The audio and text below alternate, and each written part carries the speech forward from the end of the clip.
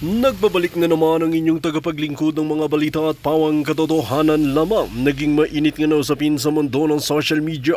Talaga naman na hindi na nga nakapagtimpi ang taong bayan at tila nagkagulo nga doon sa airport. Matapos ngang dumagsa ang maraming netizen at pinakita ang pagmamahal kay Tatay Digong. Dito nga natin makikita na talagang hindi nga makapaniwala na makakauwi ng tuluyan itong si former President Rodrigo Duterte. Kaya naman naggulantang itong siguting ng Norte at talagang mas lalong kinabahan kasama na rin si Lisa Danas. Kaya naman maraming netizen ang tila nag-aabang ng katotohanan at magkakaroon nga ng matinding bakbakan dahil nga rito ay hindi na makakawala muli itong siguting ng Norte dahil mapaparusahan ang tunay na may sala.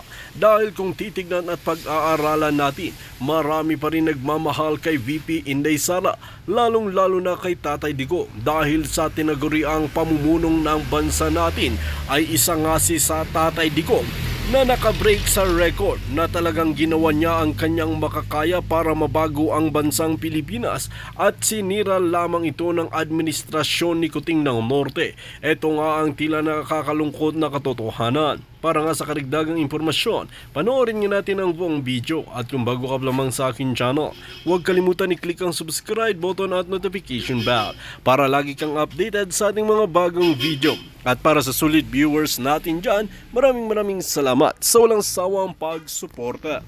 Friendship. Hi, Ma'am Parvina. Well, kasi aasta ka dapat, lulugar ka sa tama mong kalugaran. Unang-una, alam nyo, hi Hasdi Garcia, ayan, thank you palaga, thank you, ayan si Hasdi sa kasi Kaisa. Bawal na kasi dyan, bawal na kasi tumambay dyan sa ano na yan, sa, ano tawag dito, dyan mismo sa harap ng detention. So, nung umalis ako sa, well, ako naman, I'm just being fair, you know, ayoko naman magpaka parang dapat yung ginagawa nitong itong fame whore dapat laging mali. Okay, ganito kasi ang nakikita ko. Ang dami nagsumbong sa akin.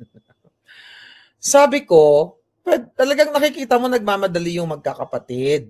Inulugar mo sa sarili mo yung sarili mo kung nasa tama ka. Kasi hindi lahat epal ka. Hello ma'am, nye, puro ganon. Diba? Alam mo nagmamadali, alam mong papasok. Unang-una, you're not acting as a journalist. Diba? Na parang kailangan makakuha ka ng scoop. Hindi ganun yan. Kung tinitrato mo na suportahan mo ang mga Duterte, bibigyan nyo sila ng respeto, ng freedom, na hindi lahat ng oras ginugulo mo yung buhay mo. I'm not saying ginugulo na literal na ginugulo. Bigyan mo sila ng not privacy kasi public, na you have to wait. Nakita mo papasok sa loob ng detention center para makita yung PPRD. Apple ka para what? Makipag-unahan ka, kukuha ka ng scoop? You have to wait. Alam ninyo, pumunta ako dyan sa dahig. Every time, di ba, nung hindi pa bawal dyan sa harap na yan, nandiyan dyan si Inday Sara, di ba, nagsasalta. Narinig nyo ba ako na umi-epal na kailangan mauna ako sa mga reporter? I don't do that. Pag may pagkakataon lang na may magtanong, ay na pwede kang magtanong, magtatanong ako. Pero hindi ako nakikipag-unahan sa reporter because I'm not acting like I'm a A-class, A1 journalist, ganyan. No. Nakita mo ganun. Tsaka bawal doon eh. Kung pupunta sila doon sa Duterte Street, yung mga apat magkakapatid, which is pumunta, you have to wait, magtanong ka. Hindi yung, tumatakbo na si Vice President Sara. Parang araw-araw mo nang nakikita yung family. Ano pagid abi ang kaputahan ng himuon mo na dapat ikaw yung una sa scoop? Nakakainis. Kahit ako mabubwisit ako na parang, ako nga pag nandoon ako, hanggat maaari, parang kasi, ayaw ko na, like everyday magpapapicture ka, okay, okay lang yun, pero maganda yung ginagawa ni Harry Roque, ni Attorney Harry na, every time na may mga bago, sino yung mga first-timer? Magpaano na kayo? Yes, sabi ni Florin Kaizo, yeah, stalker daw. Magpaano na kayo? Magpa-picture na kayo? Sino yung mga taga-Italy? Sino yung mga ganito? Tara! Diba? Sabi ni Doc, ni Palangga, Doc, kasi spoke sa report, po naghihintay po sa Duterte Street patiently waiting as a gentleman. Yes! Alam mo yon, naghihintay. Ako nga sabi ko, nung nandoon ako, sa totoo lang, hindi naman sa dahil yung araw-araw ka doon, araw-araw ka, nakita nyo ba, di ba, ako, pumunta naman ako sa Europa. We enjoyed life because may buhay tayo. Although ipapakita mo yung suporta mo, pero yung araw-araw, wala kang trabaho, girl. Di ba, wala kang trabaho, araw-araw ka nasa street. Parang, hello. Ako, I'm showing support sa mga Duterte, even sa mga bangag noon, but balance ang life. Hindi yung para kang, ibabalik ko nga lang si Lisa Tanas. Alam niyo kung nung yung opportunity na binigay sa akin ni Lisa Tanas, nakwento ko yan sa inyo. Nung umuwi ako sa Pilipinas, April, during the campaign, kasagsagan. First time kong pumasok, sabi ni Lisa Tanas, bigatot, alpot, patotot. Hi, Marlica, chuchu, you can come here. You can use this. Tinuro pa niya ako doon, parang call center doon sa, hindi doon sa call center na parang doon sa kabilang building sa Mandaluyong. Sabi niya, okay, you can use this computer. You can, pwede ako pumunta doon araw-araw mag-epal. Pero ano sabi ko? No, Lam, I'm okay. Sabi ko na ganun. I don't need to come here every day. Diba? Nasa hotel naman ako, nasa Shangri-La ako noon. Bakit ako pupunta doon sa, alam mo, my mentality is, bakit ako pupunta doon sa campaign headquarters? Unang-una, hindi nila ako bayad. So, hindi ako obligado na magbibihis ako, mag-outfit ako, mag-i-emote ako para, para ipakita sa tao na, ako, love ni Lisa Tanas, nandito may computer. Tinur nila ako doon, and binigyan ako ng privilege to use that facility for free. Halangan na magbabayad pa ako doon para, dahil sinusuportan ko sila, pero tinurn down ko yun. Sabi ko nga, pwede naman ako mag-vlog kahit sa CR ako or what. So, pero yung gano'n, nagtatatakbo na nga yung magkapatid, any message, anong masasabi mo, in greetings sa ating mga kababayan, bullshit. Puro na lang greetings. Ano pong masasabi ninyo sa ganito, ganyan, chuchu. Diba? My God, walang trabaho. Alam mo, mahirap kasi pag wala kang trabaho, diba? Wala kang libangan sa buhay, wala kang pera, kaya kailangan mo talaga mag-double time na magkakuha ka ng scoop. Ganun kasi yung mga prostitute. Okay? Sabi nga ni Glenn, ako maybe job. Of course. If you have a job, why, bakit nandyan ka everyday? Diba? Kaya pag pumunta ako dyan sa Netherlands, alam mo yon, alam ko nandoon yung mga family, pero tama na yung makita mo. Hindi yung araw-araw, ka stalker. I don't do BS. Hindi ko kailangan magsipsip kasi wala naman akong kailangan sa kanila na one day pag naupo si Inday, hingi ako ng ganito, ganyan. No. Pakita mo na yung support mo, pero nakita mo pumupunta, bubuisitin mo. Maghintay ka. O now, nakita nyo na. Diba? Yung Kitty, si Kitty mabait ka at alam ni Kitty na yan ay Team Alpot. Yeah, absent lang sila pag andyan si Hanilet. Oo nga, sabi ni sino yun palang nawala ka? Yes, Tekil Prada, how are you? OA naman masyado si Bayot. Sabi. Watching from Calgary, Marilyn De La Torre, how are you, my darling? Okay, anong gusto? Anong ninyo? Alam nyo, nakakatuwa kasi bago ako mag-vlog, titignan ko yung mga current events. So I have siguro 36 items of current events na later pwede natin pag-usapan and everything. Tapos pagdating naman sa Bardagulan, alam nyo kung sino mga pinupuntahan ko. Pupunta ko si Edwin Hamora, pupuntahan ko si Channel 167, pupunta ko si Maui, si Yumi. Sila yung apat na yan. Teka muna, ano ba nangyayari Bardagulan sa Hague? Pupunta ko silang apat at sila kasi yung napaka-active. Ano daw? Si Asti Tagle, finally umabot ako sa live, sabi ni JC, yung essence of being a patient, mahalaga yung sa isang tao, sabi ni Glenn Acol. Exactly. Hindi po pwede yun eh. Kasi alam nyo, mapapifeel mo naman na kung bida-bidahan ng isang tao. Nakita nyo po ako dyan, mga palangga. Okay? Nandyan ako sa dahig. Nakita natin pareho na andyan si Vice President Sara, nandiyan dyan yung mga kapatid, di ba? Nung birthday ni Inday, nandoon yung mga si Baste and everything. Kung gusto ko lang, umepal doon, scoop, mag-epal ka lahat, ganun, lahat ng effort mo. But you have to give them space. Bigyan mo ng space yung tao na hindi lahat salaksakan mo ng mikropono o, mag-vlog ka. O, Day, anong masasabi mo, Day? Message sa mga kababayan. Anong ganito, ganyan. Kakaloka. My goodness. Hi, Lucky 6. Feeling close si Chipmunk. Oo nga, sabi ni Coring Basola. Watching from New Zealand, sabi ni Cheryl. Oo, ganun yun.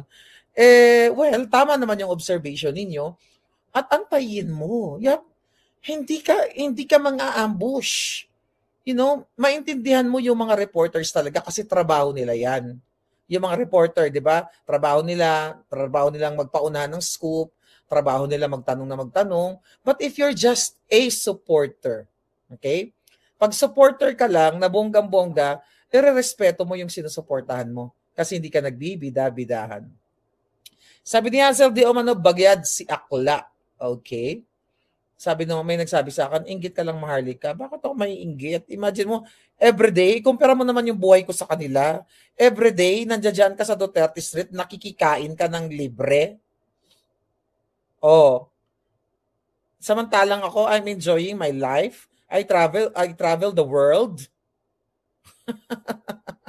Paano ka maiinggit? Yan ba yung buhay? I can show support to PRRD. Even before 2016, I support PRRD. Kahit nasa Los Angeles ako, kahit nasa Asia ako. 'Di ba? Yung buhay nila i-compare mo, magtitinda ka ng tuyo diyan para what? That's so low. Then kailangan naka-ready ka, Hindi ka naman reporter para dapat lagi kang una sa scoop. I can talk like 24/7 right. Yan, nawala ako. Right here, 'di ba? K2, Cathy B. I can talk about it. You can still watch me, darling. So, ganon. Okay, now next. Ang pag-usapan natin, ito na. Nahubaran na ni Kong Paulo Marcoleta. Okay, let's go sa kay Kong Paulo Marcoleta. Hindi, no. Tapusin muna natin yung dahig. So, mga kababayan, oo nga, actually, yung event dyan, ay yung mga taga-Europe, 19, 20, 21 talaga nandiyan sila. Tapos 22, 23, I don't know, pero nga, hati-hati pa nga din ang grupo dyan. Well, pero sa totoo lang, ang grupo dyan na malalaki, DDS talaga, at saka yung Maisog. Okay? DDS at saka Maisog. Pareho lang naman yan eh. Ang DDS at saka Maisog, they're supporting PRRD.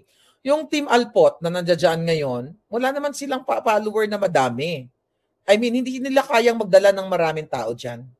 Hindi nila kayang maghakot ng mga tunay na supporters o mag-convince ng mga tunay na supporters na PRRD dyan kung hindi sa tulong ng Maisog at ng DDS Maisog, isang yan. Kumbaga kambal yung mga yan. Hindi nila kaya yan. But wala tayong pakialam sa kanila kasi may nabasa ako, they will organize daw, sa 23. Wala na tayong pakialam, mag-organize sila. Bahala sila sa buhay nila, mag-organize sila 23, 24, basta kayo, okay? Ang pumunta kayo doon, ipakita nyo support kay PRRD. Ignore about them, okay? Pero wag kayong pumayag na babuyin kayo nila. Yun lang ang ma-advise ko sa inyo. Pumunta kayo dyan, either as a group, as a family, friends, ganyan, pakita ng support kay PRRD. Forget about the Alpot, okay? Sabi ni Annalena, 19-2021, sa, The Hague kami from Maisog, Austria. DDS Maisog, kita-kits Palangga, Annalena, yan, Austria.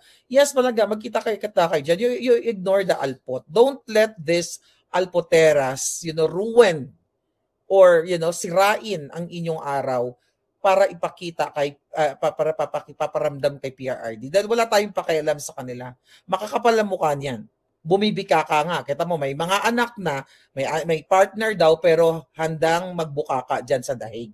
So, hayaan mo na yan. Mga mababang uri yung mga taong yan. Dahil, that's mangga, ay minatics aligned. Yung mga yan, mga nagbubugaw ng mga kababaihan. Don't associate yourself with this kind of people. Di ba? Kung matino kayo, kung kayo ay nagtitiwala dahil ginagamit nila yung mga versikulo 4:4, if you are really, but there's no perfect in this world, tandaan natin, kung kayo ay para kay PRRD, hindi nyo i-associate o i-align ang sarili nyo sa NPA, kay Amy Marcos Bangag, sa mga alpot na ang kapal ng mukha na handang ibilad ang bilat para sa power at pera. Ganun kakapal ang mga babaeng yan. May mga darating pa dyan na alpot. Okay? Huwag niyong associate. Ang advice ko sa DDS, maisog at maalindog. Diba? You go there. Kung kaya nyo, buong linggo kayo dyan. Pakita nyo yung support kay PRRD, kay Inday Sara, go. Ignore them. Okay? Andyan si Spoke Sari Roque. Si Spoke Sari Roque, walang kayabang-yabang yan. Okay? Lahat kayo i-accommodate niyan. Kung pwede nga lang kumasya kayo sa apartment niya, patitirahin kayo. I can vouch Sari Roque to you. Guys, ako actually sabi ko nga, Spokes, mag-ingat ka dyan sa mga inaano mo, pinapatira mo ha. Baka mamaya yung mga alpot, bumika ka na naman yan, madamay ka pa. Mamaya, bumika ka pa dyan, ay bumika ka yung mga walang hiya. Alright. Okay, tulad ngayon, meron tayong alpot dito. Okay, goodbye alpot. Okay. Mababaho na yung behind nila, parang maglakas loob. Okay? From Espanya. Okay? Si Ecclesiastes. Ano? O yan, si Palangga. Ecclesiastes. Alright? Okay. So ayan, tignan mo nito, si Alpot nandito. Okay? Ano pangalan nito? Ayan, tingnan natin si Alpot. Okay. Right. Okay, sabi niya, hi ma'am. Nawala na. Time Kodak moment. Okay, Coring Vasala, thank you so much. Hanapin ko, okay, sa inyo ha, ito ang advice ko sa inyo. Pag pumunta kayo, si Spoke Sari Roque ang hanapin ninyo. Hindi kayo mapapahiya. Alam nyo, kung kasya lang kayo sa bahay niya, aampunin pa kayo niyan, patutulugin kayo. Ipagluluto pa kayo. Don't associate yourself dahil hindi sila ano tawag dyan, hindi sila registered, okay, from the office of the Vice President na dapat mag-connect kayo sa kanila. Kasi lahat tayo, kahit sinong grupo of friends, group of family, lahat kayo dyan, you can go as a group. Hindi mo kailangan na dapat doon ka kay Alpot. Umiiwas nga yan eh. Di ba? Umiiwas kasi nandiyan si Kitty. Hindi magpapakita yung mga bigaon dyan. Hindi makaporma sa Duterte Street. Hanggang lang, behind the scene, hanggang optics lang sila. Yes, Jacob Torre, protect Harry Roque. Yun lang ang kaya nilang gawin. So please support PRRD. Nanawagan naman si Baste. Dahil nagsimula naman tayo dahil sinusuportahan natin ang PRRD, right? Not the Alpots. So wag na kayong kasi marami nagme-message sa Miss Marlica, pupunta kasi yung mag-organize yung mga Alpot. No. Forget about them. Kahit mag-organize sila. Basta kayo, pakita nyo, supportan nyo kay Pangulong Duterte, that's it. You look for Attorney Harry Roque. At kapag may humarang-harang sa inyo na grupo ng Alpot, banggitin nyo pangalan ko. O sabi ni Marlica, mga Alpot daw kayo. Mga Jutang Jenina daw kayo. Mga bugaw daw kayo. Mga ganon. Gamitin nyo pangalan ko. Sabi ni Marlica, mga bugaw daw kayo. At mga Alpot. Diba? At least, galing sa akin. Hindi makaporma si Alpot. Sabi ni Dino. Sabi ni Shansen, ano masasabi mo kay Torre? Di ba nagbanggit na ako? Ay, oo nga, kasi kahapon kumakain. Kailan ba yun ako nag-vlog? Ayan, si Torre, dapat i-booking niya na yung Sili Satanas. Sabi ko, magurgura na sila, mga palangga. Tekel Prada, sabihin mo Sabi mo, ayaw namin sa inyo kasi sabi ni Maharlika, mga Alpot, bugaw daw kayo. Yan. Di ba? Hanapin niyo si Spoke Sari. Spoke Sari lang ang hanapin niyo. Tsaka sila yung mga leaders na alam ko sila Ben Ripol ba? Sila Ben pupunta dyan. Sila Ma'am Beth ng Switzerland. Sila Christian ng Germany. Austria, Paris. Sila Nelson. Sila Queen. We just show our support to PRRD. Napakahalagang makita ang bilang natin before and during and after the event. Right? Sabi yung Marvic Tadjam, ayun naman. I mean, Diyos ko, bakit? Nagsisinungaling ba ako na mga bugaw yung iba doon? Yung mga pumupunta?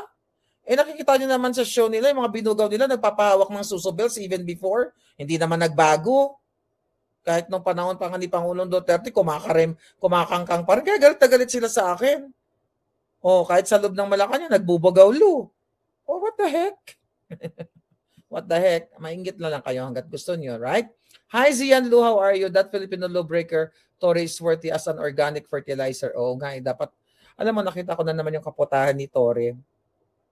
Nakakasakit na dibdib. Senior ko galing kay Rudy Makabayan Maliit. Ang haba naman kasi ni Rudy Makabayan Maliit. Pwede pa palangga, palitan mo, one word lang tayo para madaling tandaan pag hinanap ka. Gusto mo Rudy Maliit. No, ganun na lang. Rudy Maliit. Hirapan ako nga ba ng page mo. Ngayon, I'm not sure, but you'll never know. Baka bigla na lang akong mag-show up. Pero kasi nakapag-register na ako dyan. Di ba sinabi ko sa inyo, nag-register na ako online. Depende sa result ng ICC. Actually, 3 kami. Nag-register kami, na-attend kami during the hearing. Ako si Rudy Bolilit Makabayan, galit sa korap. Sabi ni Shelo Crisia, ang haba kasi palangga eh. Ako si Rudy Bolilit. Temo, nagkamali ako. Si Rudy Maliit, Bolilit pala. Anyway, ang importante yan dyan si Rudy Bolilit. Sabi ni Edsel, totoo yan madam, may pinatulog si attorney galing sa New York. Nag-bike, welcome niya sa bahay niya, napakabait. Oo, napakabait ni Harry Roque, totoo yan. Torre Unggoy daw, sabi ni Basi, diwatang Unggoy, sabi ni Fija. Yeah, so, yeah. Anyway, mga kababayan, let's go. Let's move on. Mag-comment lang kayo dyan kung may gusto pa kayong i-topic. But we'll see. Tignan natin. Ano ba itong hinahanap ko dito? Where is that? Ito. Facebook. So ngayon, maliban dyan sa eksena na yan, mga kababayan, okay, ito ang si Kong Marcoleta. Okay, tignan natin dito ha. Marcoleta PCO. Okay, ito yung nagtitrending ngayon. Ito yung bago, nagkaroon ng okay, I think nandito. Sino ito mga to? Ito. Punta tayo dito sa Abante.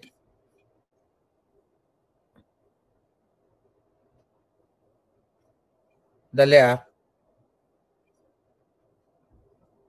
mas madali siyang depensahan kaysa depensahan yung mga or labanan yung mga kritiko ng gobyerno.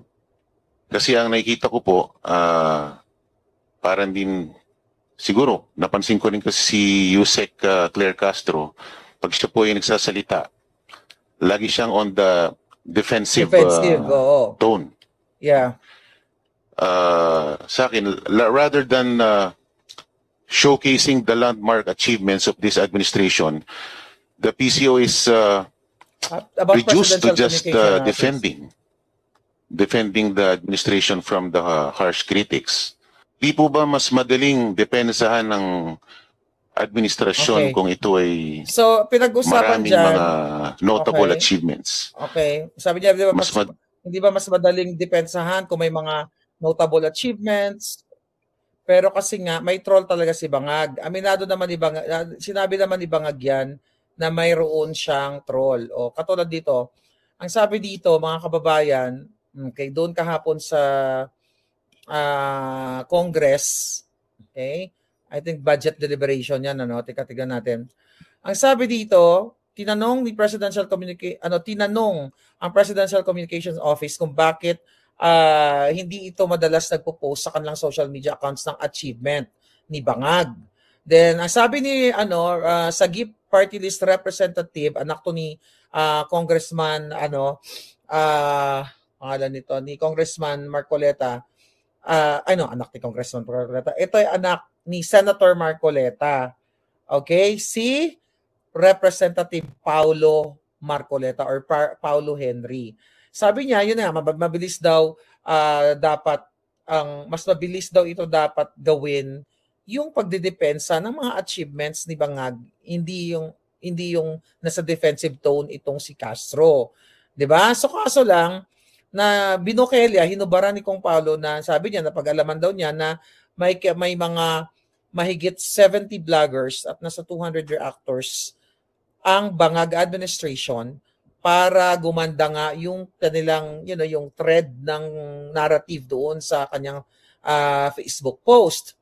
Tapos sinagot naman yung undersecretary ng PCO na Dave Gomez na hindi daw totoo yon. Sabi niya, wala daw polisiya ang gobyerno ng mga ganyan-ganyan. Alangan naman, 'di ba? Alangan naman aaminin niya yon.